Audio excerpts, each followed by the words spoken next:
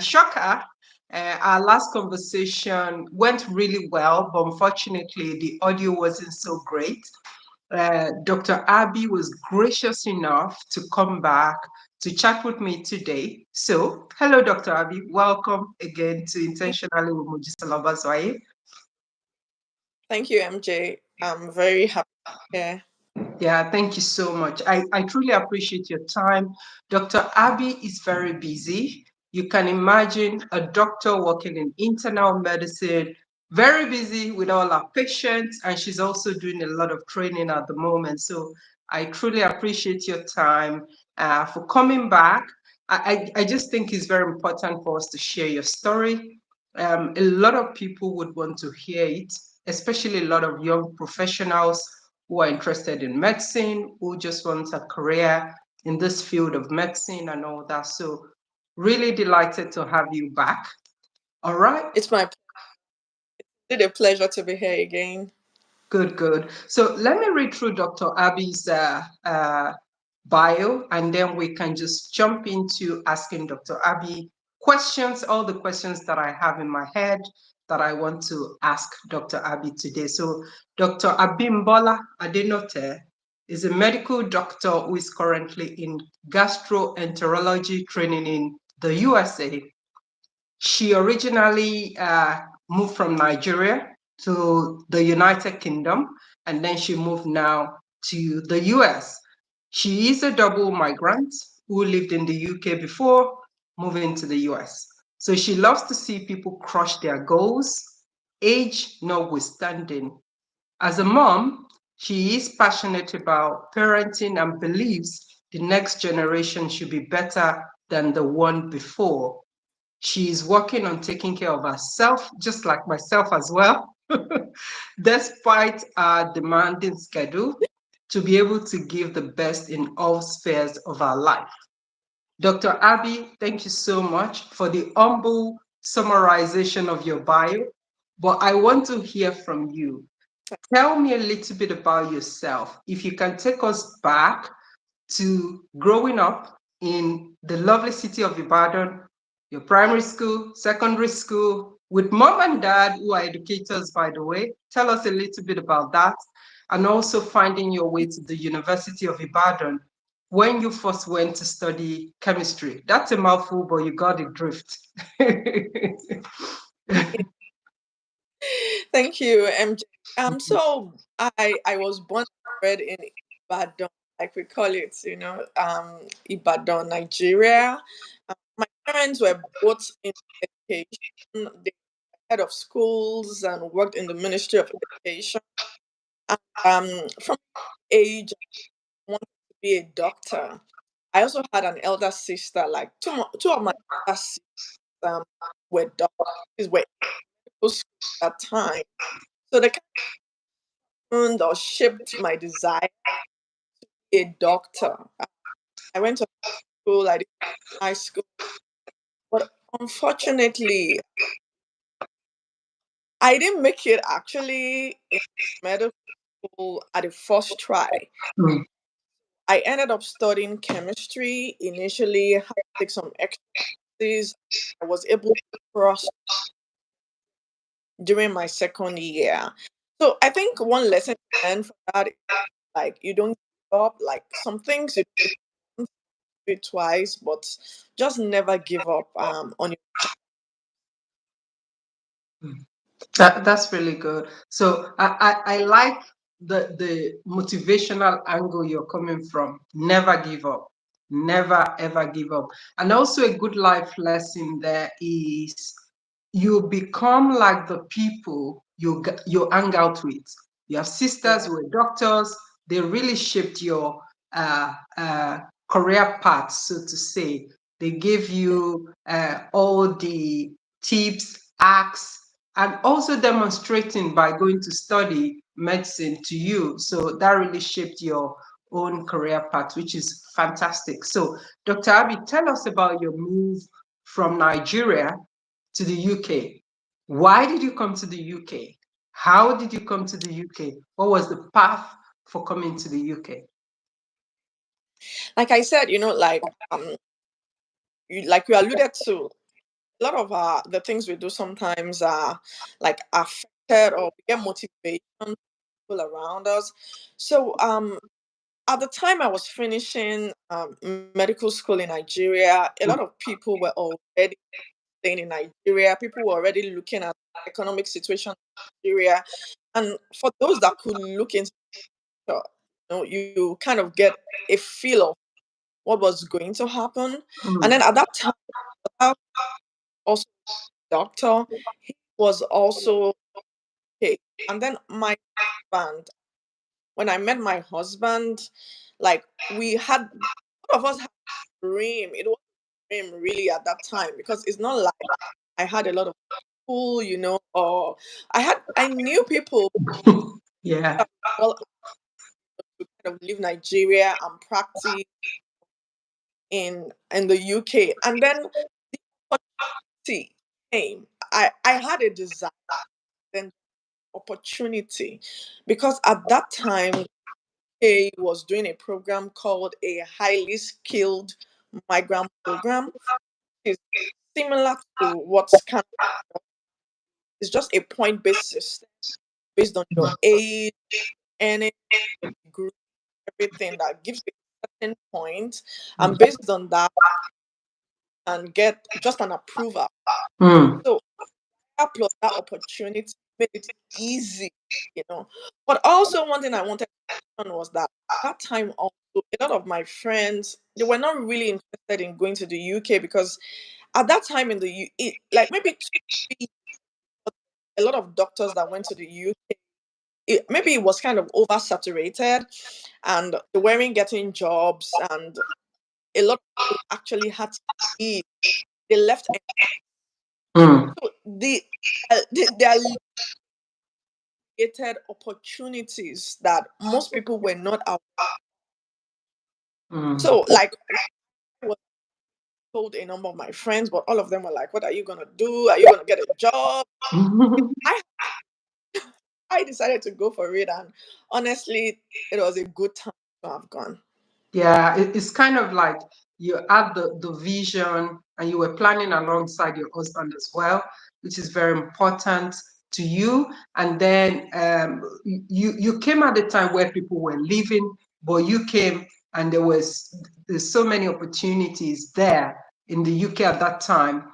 So basically, you came and you did so much in the space of maybe 5 7 years, because I Yeah. remember you were then in the UK for a very long time. So tell me a little bit about what you were doing in the UK and what actually motivated the move. So now you came to this country, there were no jobs, and then you came, found a job, you settled in, and boom, off you go to another country. What inspired that? What were you doing before you decided it was time to move again? So I must say though, that if I went, I had always wanted to come to the US, because, like I said, there was a lot more family in the US, and I mean, the US is the land of opportunities, so they Yes, say. yes.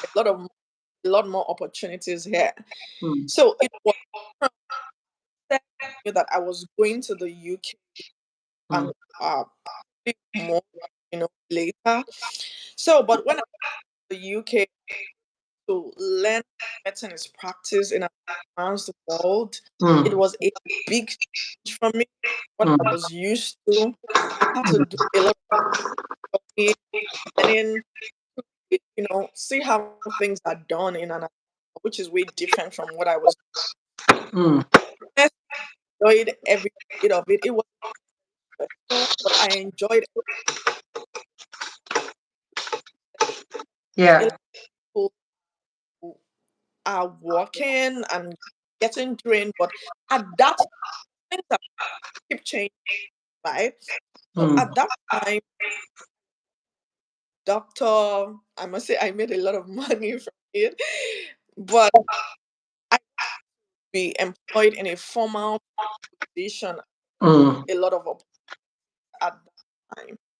So mm, it kind of also desire to kind of, look for other places to train to really be what I was learning, but Mm, and so that's one of the reasons why I started to move.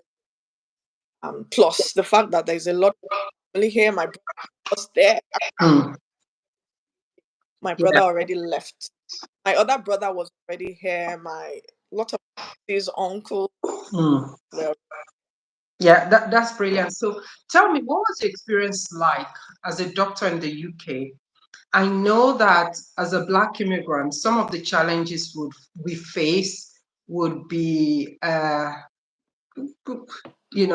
some sort of discrimination, if I can put it that way. Did you experience anything like that?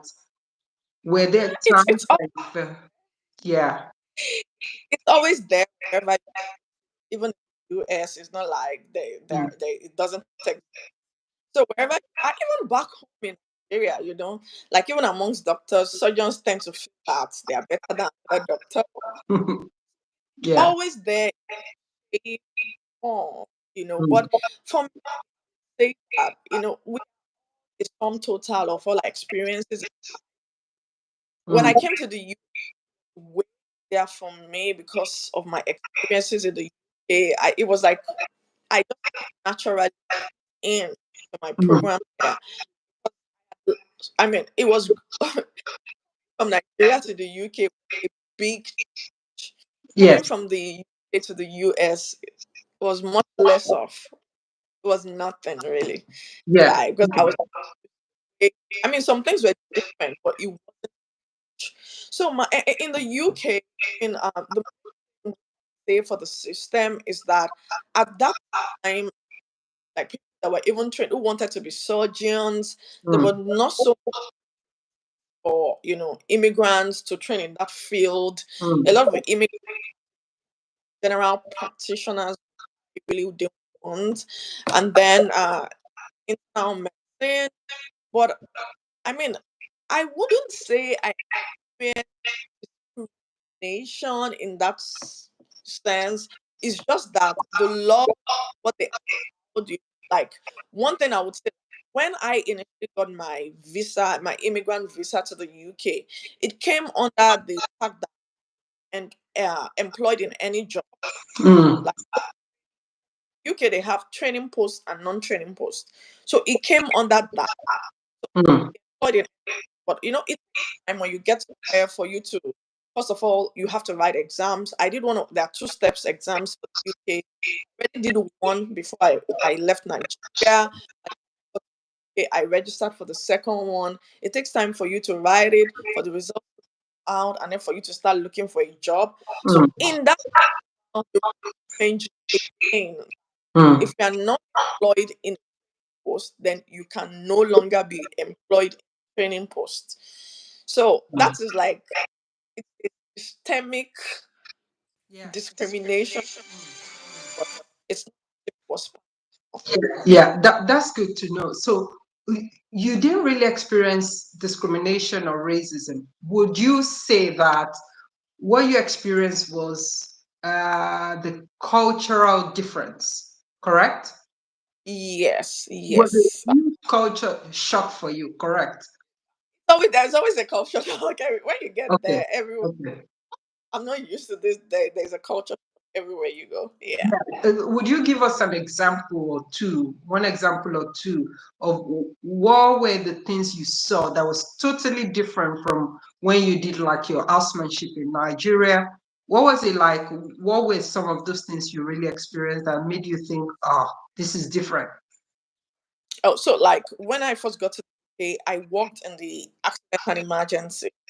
So Mm, in the accident and emergency, like, own training, like you have like a senior registrar. There is like steps. You are the intern. You are the medical student. There's an intern. There's registrar. There is everybody. So you are kind of supported. When I got there, like in the just pick a patient's chart, you see them yourself, you just go and you make a plan. It's yeah. when you have that you ask other people ahead of you. All Then right. in their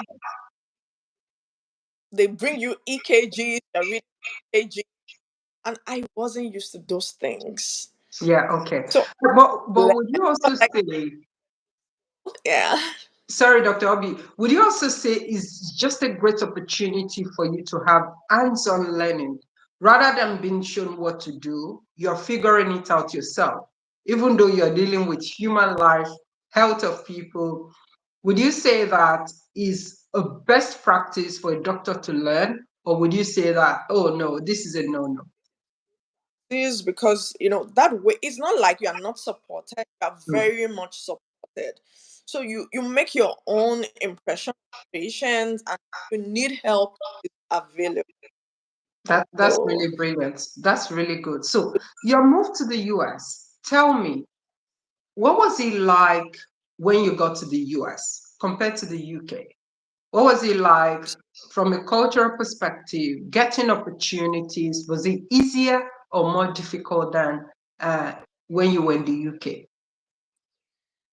so it's because the way posts are applied for is okay. So in the UK, there are like small posts, you know, Mm, they're like you are applying. If I want a job now that is non-training, mm, for training, they read everything that is like a more universal application.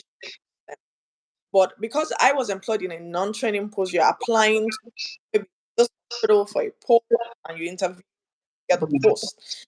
In the US, everything not a non-training post for you to start out. mm, You need to be employed in it's a countrywide application.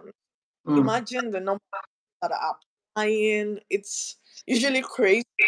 Like the Yeah, application going out, like so many people are on the system, and it kind of just crashes for the sheer yeah, number of people. So yeah. I mean, getting off. I would say, if you remember, the time I was doing that, we talked about what I was to wear, and you remember then. So it wasn't the easiest thing, but it's doable. Yeah. Yeah, that's really good.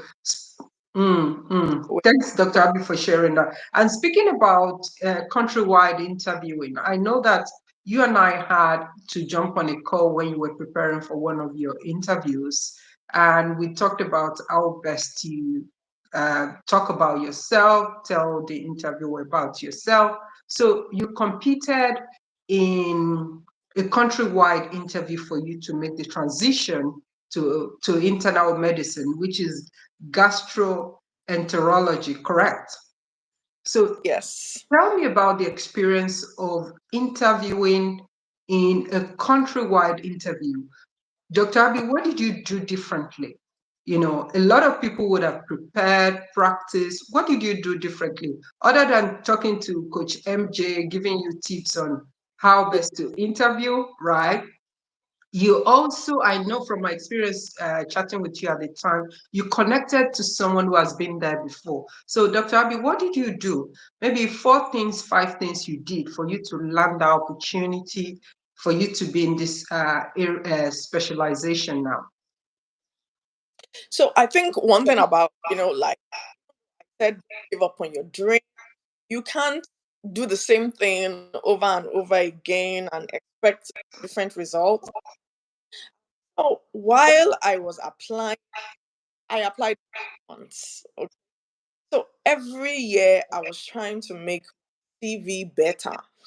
So one of the things I realized, even though most people don't, think about it, like one of my directors actually said, "Oh, all my like all my fellows have master's degree," and I was like, "Oh, all you have master's degree? That we don't think about. Yeah, already a doctor. You need to do more." So I talked. I was like, "Okay, I think I'm gonna do just get a master's in public health."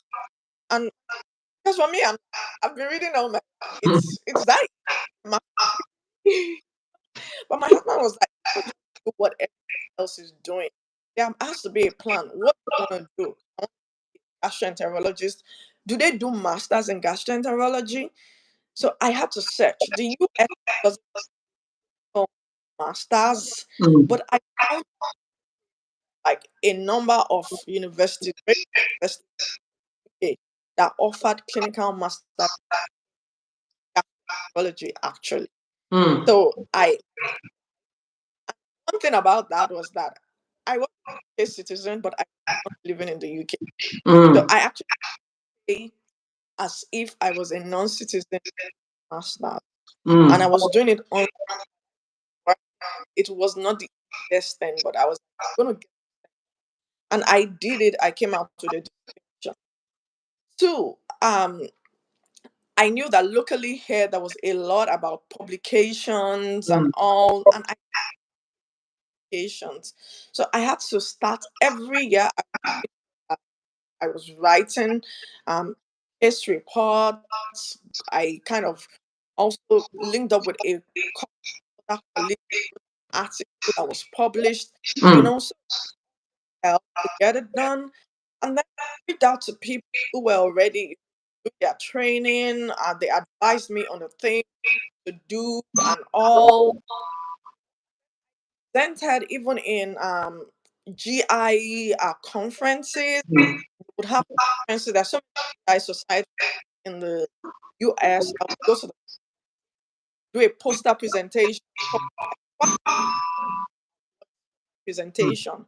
Mm. All the things were the things that helped. Yeah. Plus, I'm I'm not like somebody. I don't think I'm shy. Yes. I'm not. I love Mm. putting myself Mm. there. So it was like doing coaching, and Mm. also I read out to our also to say I feel Yeah. like Yeah. but Yeah. it that Okay. do Yeah. Yeah. me That's really good. all the helped to eventually kind of make it through. Yeah, yeah. That's really good, Dr. Abi. I actually am very surprised that there's masters in medicine. Can I ask, is there PhD in medicine? So all right. Really Okay. abroad, Mm. there are people that where people part of their training actually for 1 year they would do like research, and at the end of the day they can get stars, they can get PhD and a lot of other things. Yeah, it makes their training longer, but they're always start. Yeah. So thanks for sharing that. So your experience as someone in the US now taking a course in the UK meant that you needed to pay full tuition, correct? All right. Yes. So Dr. Abi, why is that so? Since you're already resident in the UK, why did you No, need to because pay? even though you're a UK citizen, you are not automatically resident. Right. So because even there, they will base a resident based on maybe if you are there for like I'm not exactly sure, but it has to be a certain number of months in a year. So there are things they look at to judge whether you are resident. So you might think that is non-resident, and then you got to pay. Right. It That's was good to know. your yeah, but Yeah. I had to Sincerely, do it. that's good to know. It's very interesting because you're a citizen, and if you're not resident, it means that you still have to pay like an international student. This message is Yeah, very important. but Yeah. which is what they use to fund all these things for citizens. Mm. So because you're not paying tax, you Well, can't get this for free. mm, that's really good to know. The reason why I'm asking, just to clarify, is for people who may be considering that path to know exactly what to do. So you may be a citizen, but if you're not resident, if you are not a tax contributor to an economy, more or less like you are not eligible to avail of regular tuition. So you have to pay like an international student. That's really interesting, right? So setting yourself apart meant that you needed to complete this master's, which you did online, correct? And at any point in time, Yeah. did you have to return to the UK to do maybe My practicals and No, my exams were like they would set up exams my local. care for me. I would go there, write the exams. There were days when I had finished working night, then I Yeah. would have to go write in the morning. Mm. It was Wow. stressful, I, but I can I imagine. I put. can imagine. I can imagine, Dr. Abi. So tell me, your passion also for helping others. If you tell me a little bit about that, I know that you're currently working with a couple of other doctors in your own network of influence to come up with some initiatives to help support younger doctors. Tell me a little bit about your passion for helping people and what is the program you're currently working on now with other doctors? So like I think it's in my I always every time, I think about her and I saw what for people have, a foundation or Mm, anything, but it was just art, for mm. people. But like that woman Dorcas in the Bible, that when she died, everybody was like, "Oh, she did this for me. She did this for that." Yes. Me, that I Yeah. think so. Uh, What I hope in the future, like, there's a lot more. mm, If I'm pronouncing, somebody had to correct this for me. It's Japa. I think mm, it's Japa. So it's mm. Japa. There are a lot of people Yeah. doing Japa now. So I think because before that, that's so funny. it, That's so funny. and community is also important, Mm, in getting people established in a new environment. So yes. like most of the things when I look back that I did on my own, if there Yeah. was a community, if I see a lot of people from other countries, they have to see Mm, people from that country. It's easier. They have those associations that other people knew. It's easier to get established. mm, So the future, want to work a forum, for mm. doctors coming to the US. I know they have some now already, but Mm, in my own way, what can be done to help people, give people tips so mm. that they get up, you know. Yeah. I've done Yeah. all these things. My journey have been way small. It's a journey, and I don't regret it all. But my Mm, journey could have been I knew something, mm, knew make the same mistakes. So mm. that's what I hope, Uh, and I want to be involved more in medical. You know, like when I finish training, I have the right skills. I would want to do a lot of outreaches, especially in Nigeria. So going to back that place, it's always going to be home for me. So yeah, in a that's way, good to know.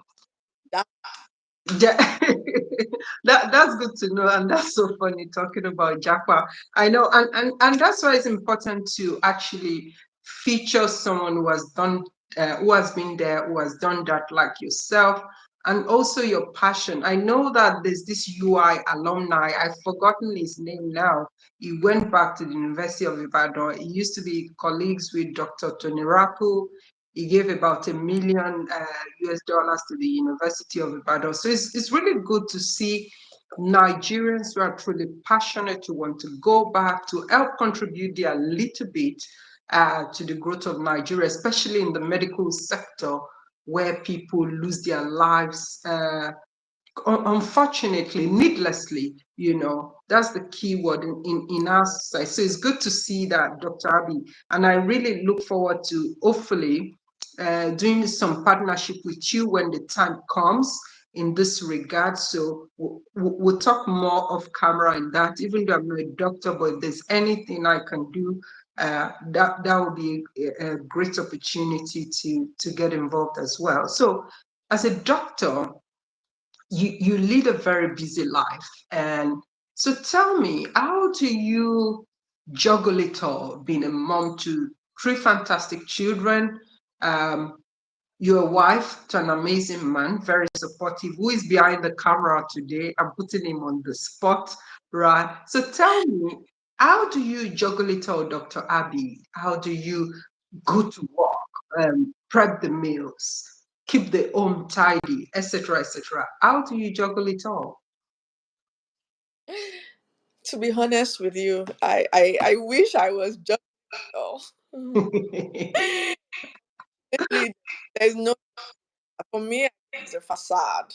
Mm, There's so much one person can do at a mm, time, and one um one theory I learned from one of my pastor's wife a long time ago is that it's literally impossible mm, for you to put a king size duvet mm, into a single duvet cover. It's like the bed. That duvet cover. There's no way you something that's supposed to go into a king size. King size is meant for king size. You can't put king size into queen and expect it to spread. It will be squished and fold over. So mm, it's literally important. So mm, what I've learned to know my seasons and to what I'm prioritizing at each point in time. So I'm a mm, mother, I'm a training. I'm not a boss. I'm training other people. So yeah, I'm sub to them. mm, Yet I have to look after my husband, I have to look after my children. So my own children learn to stop fast. You mm, know, they yeah, they they they literally are themselves, they cook their breakfast themselves. Weekends, what I do is I make the soup, I make all the things to go with it. And mm, then because they eat abroad, they also eat a lot of other things that are and mm, so I just make it available and they learn to sort themselves out. mm. Sometimes I'm just so tired. I literally come out, I'm tired, and I'm like, what are we eating? And then he will have to be the one.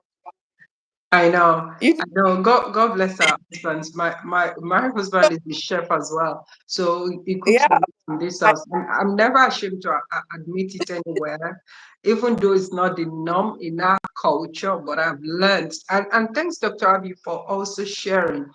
When I write, I always write about seasons. Everyone who has followed me over the years would know that I talk about. In fact, God actually taught me about seasons because there was one time I had to stay at home with the boys. I couldn't go to work. I basically went back to corporate world in 2018 after taking about 6 years to be a stay-at-home mom. This was when I picked up other interests, blogging, vlogging, writing, speaking, talking online, and all these other things. So it's good that you mentioned seasons and recognizing what's important to you at every point in time and doing those things well. I like the way Michelle Obama puts it that time. She said, you can have it all, maybe not at the same time. So I like the fact that even yourself, doctor, you know, you've embraced the same approach to life, to career, to family, to just your well-being generally. So let's touch on well-being, Dr. Abby. I know that one thing you mentioned in your bio is you're also focused on taking care of yourself more.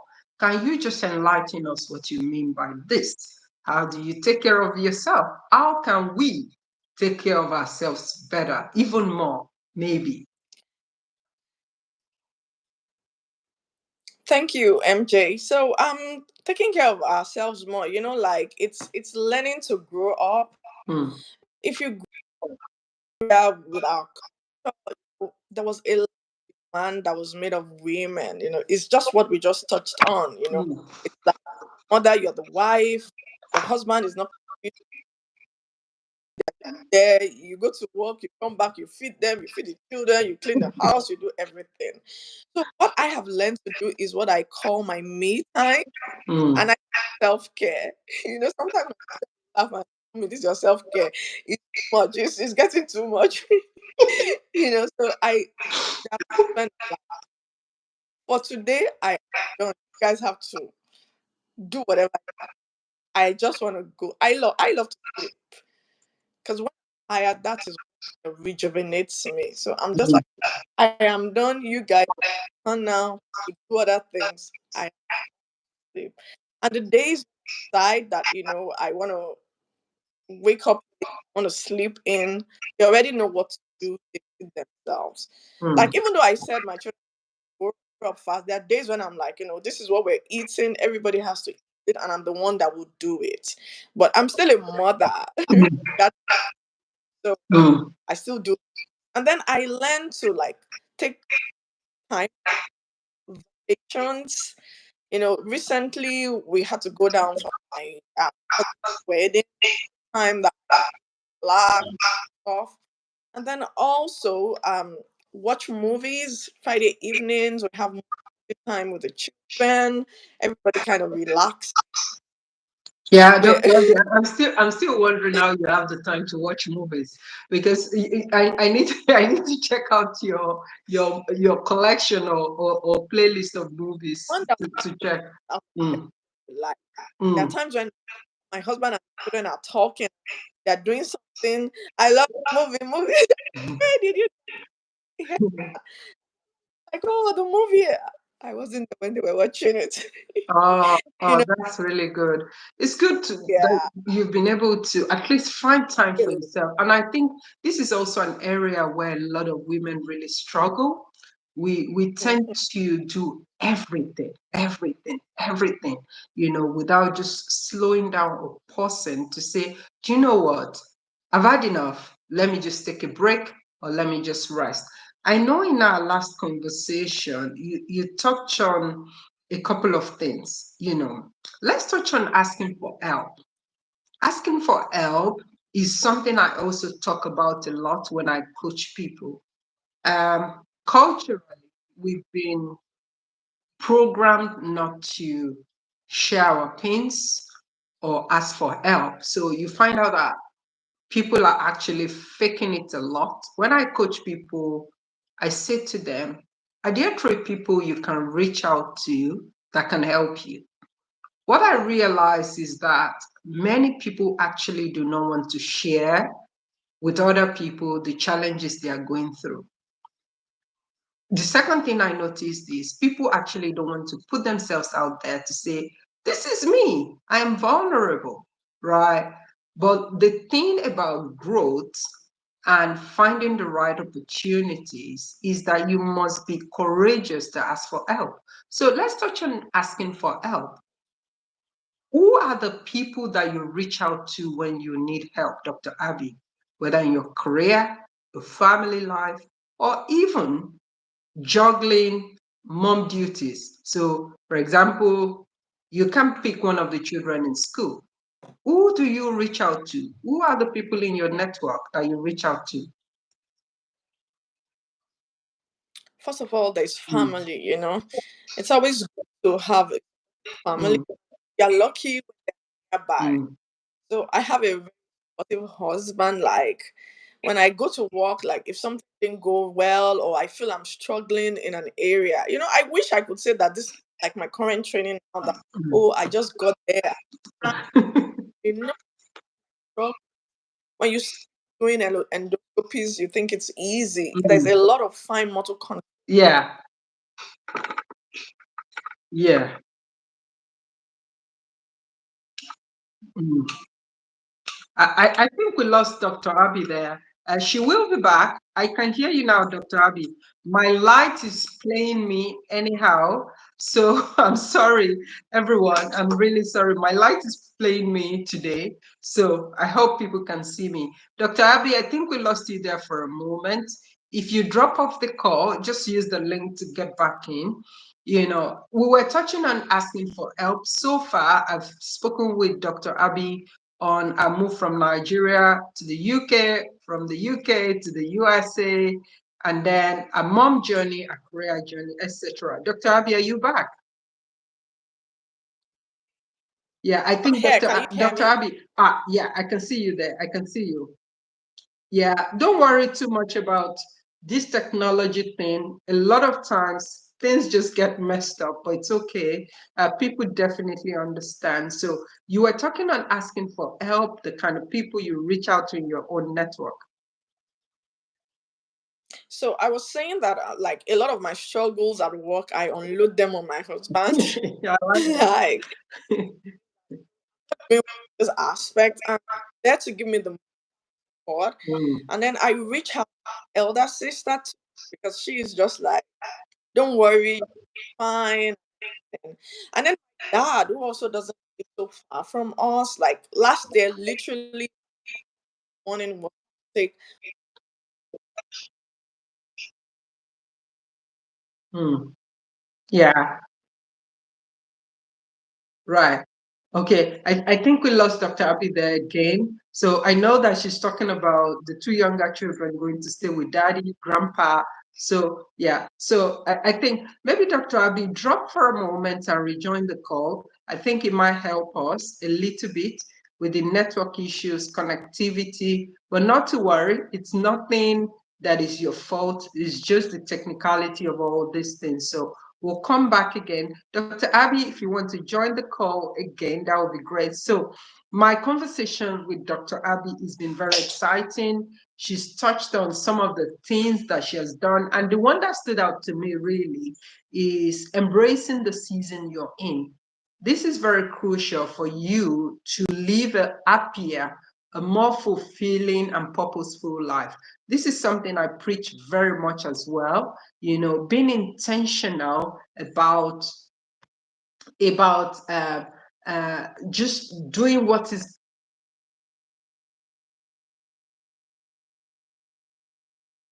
You are the kind of person who is always comparing yourself to other people. It's important for you to recognize, embrace the season you're in, and it's going to help you a lot.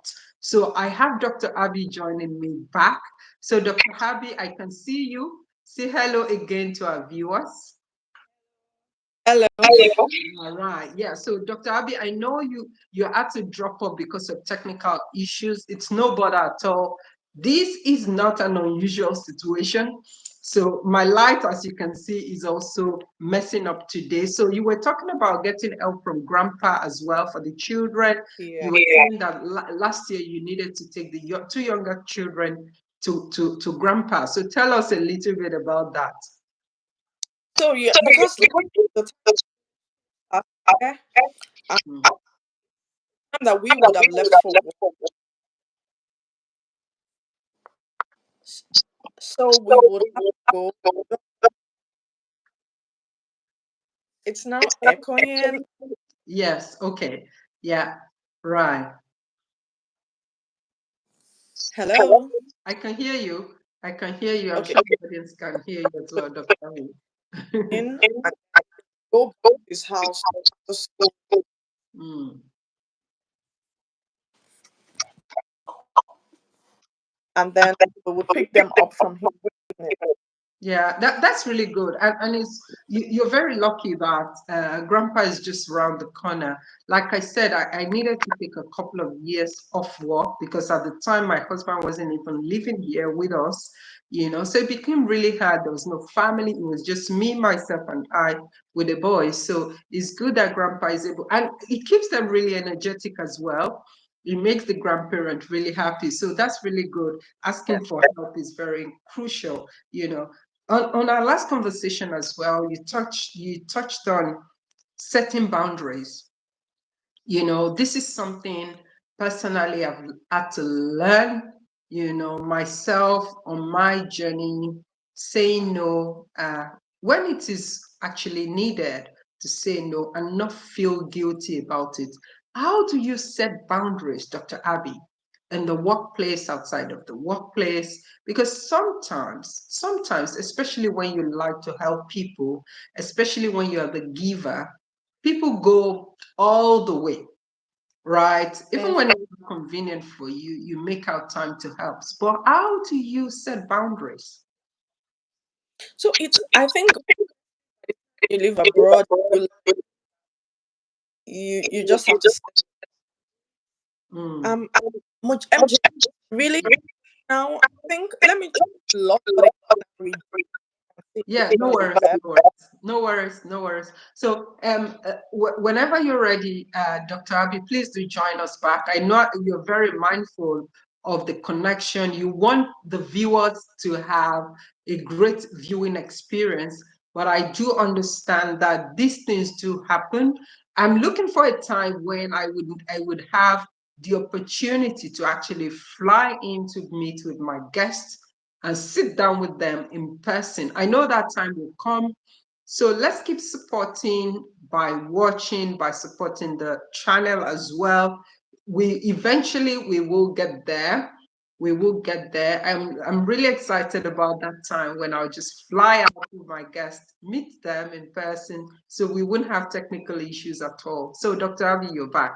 Setting boundaries. Let's jump right into it. Yes. So uh, I think you just learn to say not convenient for you. Look at Hmm. your schedule. If it's gently in, no thank you easily. If Yeah. you're just done, you know, things. So Hmm. it's something that you to always help, and when you also be after yourself, be ready to say no. It's not going to be not Possible. really convenient because I've learned from when they're inconvenient. But if it's going to affect them, then to say no and not feel bad.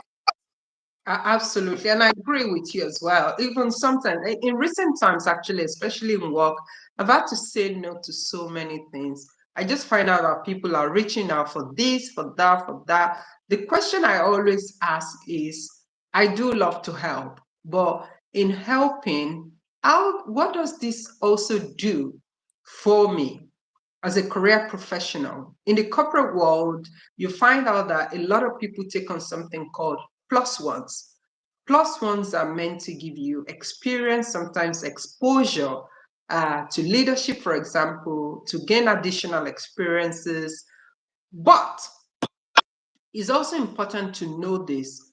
Aside saying no without feeling guilty, like Dr. Abi said, it's also important for you as a career professional to know how does all this help you're giving, how does it benefit you as well? If not, you just realize that you're doing so much, but you don't have anything to show for it. So I just wanted to chip that in there for every career professional watching us. Don't waste time and don't be afraid to say no. I'm sorry, I can't help this time. But I know this was how myself and Dr. Abi were able to make this happen the first time, the second time. I respect her time. I respect her commitment to our chat today because she doesn't have the time. So, Dr. Abi, thank you so very much again. I appreciate it.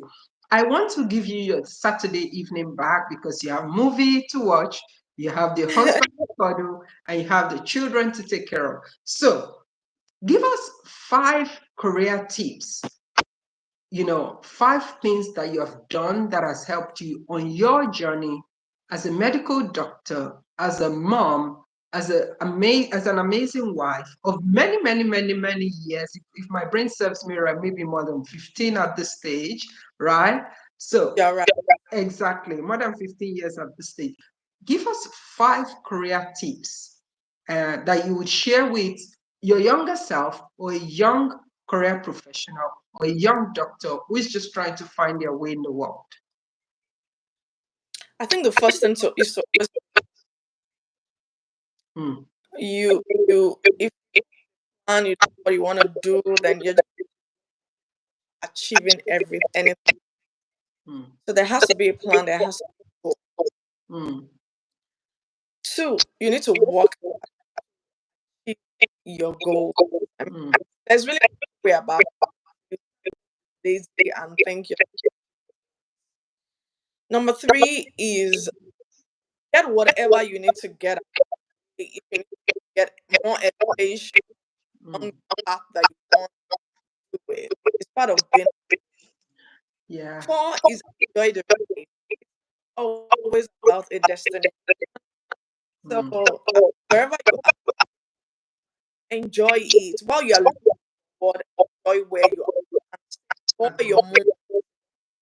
You don't want to look back and be like, oh my God, all my life I'm supposed to be enjoying, maybe studying student health issues. We want to enjoy every step of it. Mm. And five, I believe in God. I'm here just by myself. I believe that there's a superior date. So let's look up to God. I believe everything will be well. Yeah, I love those tips. I love them, Dr. Abi. Thanks for sharing them. You know, you have to have a plan, be clear about what you want. You need to work really hard. You know, people don't get lucky. You know, a lot of successful people will say that it's always preparation meets opportunity. Remember when Dr. Abi first started chatting with me today, she said she had the plan to move to the UK alongside her husband. Number three, keep learning and growing, you know, while you're waiting for the big next big opportunity, keep learning and growing. Number Mhm. four, enjoy the process. It's very important to enjoy the process. And last but not the least, ask the Father, connect to God. You know, some people call it the universe, some people call it life. I call it God. There's this still small voice inside you, intuition, you know, listen. What's your instinct telling you? Listen, this is the voice of God. I love those tips.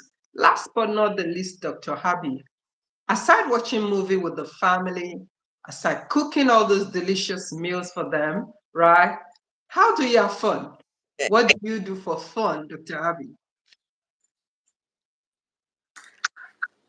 So when I watch movies, Mm. I go out with watch the mall. Sometimes they're not but around like see. Then I do a lot of Facebook. I really like I'm scrolling through Facebook, see what's happening in life, and it kind of.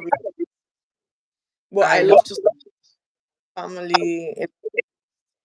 That's brilliant. So family, going out to the mall, doing more shopping, typical of every woman.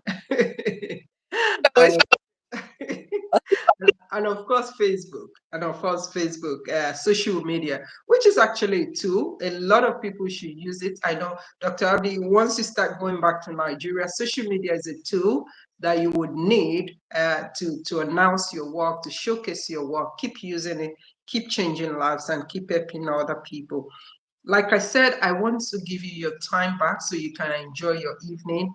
And my conversation today with Dr. Abi has been very enlightening. If you've just joined us, please watch the video back from start to finish. And if you have any question, send it my way. I'll do my very best to respond to you.